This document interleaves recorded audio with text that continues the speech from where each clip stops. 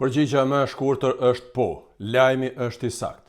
Po e them një herë, sepse ky lajm ka shkaktuar interesim jashtëzakonisht të madh, të paktën shikuar nga pyetjet tuaja të shumta që më keni dërguar këto ditë.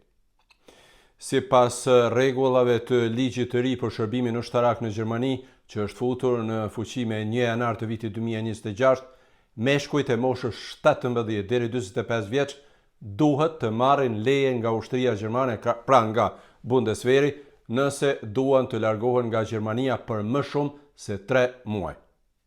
Ky rregull është futur në fuqi kur është futur në fuqi edhe ligji i ri për shërbimin ushtarak vullnetar në Gjermani, por deri tani ka kaluar disa pa u vënë re shumë. E kësaj rregulle tani i jepet shumë rëndësi për shkak të luftës në Ukrainë, për shkak të luftës në Iran dhe frikës nga ndonjë sulm i mundshëm i Rusisë ndaj ndonjë vendi të NATO-s. Në ligj thuhet se leja merret nga qendra përgjegjëse e karrierës në Bundeswehr dhe kërkohet për të gjithë burrat e moshës 17 deri 45 vjeç, të cilët duan të dalin jashtë Gjermanisë për më shumë se 3 muaj. Kjo vlen për studentët që duan të shkojnë një semestër jashtë vendit për shembull, për punëtorët që duan të punojnë më shumë se 3 muaj jashtë Gjermanisë, si dhe për të gjithë meshkujt e tjerë të kësaj moshe që përmenda.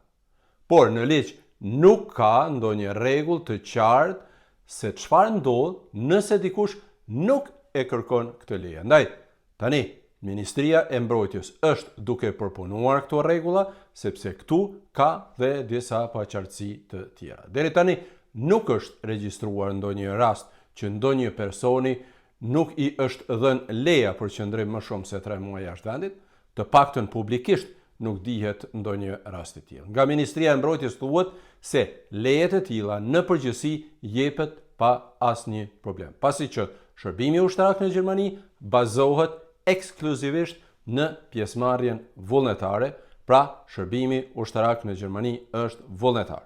Por këto ditë po i kushtohet shumë vëmendje këtij rregulli për shkak të luftrave që kanë shpërthyer në disa rajone dhe për shkak të frikës që është përhapur nga ndonjë sulm i mundshëm i Rusisë, përmendet diku viti 2029, që tani për tani pra nuk ka kurfar shenje serioze në këtë drejtim, por po përmendet. Rregulla të ngjashme ka pasur miq të dashur edhe në kohën e luftës së ftohtë, por ato nuk kanë pasur në fakt kurfar rëndësie praktike, ndërsa tani kjo është bërë e madhe për shkak të disa luftrave dhe për shkak të frikës që është përhapur pjesërisht edhe nga mediat, por edhe nga disa qarqe të caktuara, po e them disa herë. Sidoqoftë, ky rregull është pra pjesë e ligjit për shërbimin ushtarak që është futur në fuqi në janar, por kjo dispozit ka kaluar pa u vënë re shumë. Fakti është që sipas ligjit, burrat e kësaj moshe duhet të kërkojnë leje nëse duan të qëndrojnë më gjatë se 3 muaj jashtë Gjermanisë. Fjala është natyrisht për persona që kanë shtetësi gjermane.